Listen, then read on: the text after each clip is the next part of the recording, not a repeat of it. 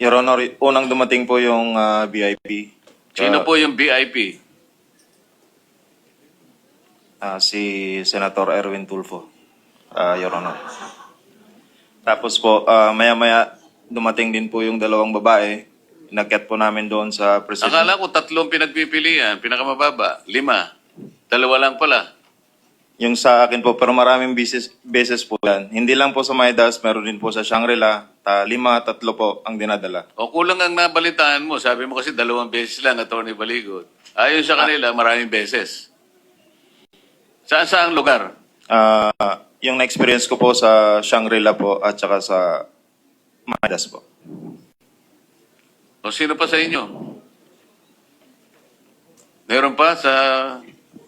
Sa akin, Your Honor, sa Team AEC, namomonitor ko rin, Your Honor. Kasi nandyan lang kami sa paligid, saka sa Viber chat namin, na nandyan na, dumating na sa lobby yung babae, i-guide nyo na. Ganun lang po yung experience ko po. Ganon din yung pangalan ng binanggit ng kasama mo. Kapareho rin. Yes, Your Honor.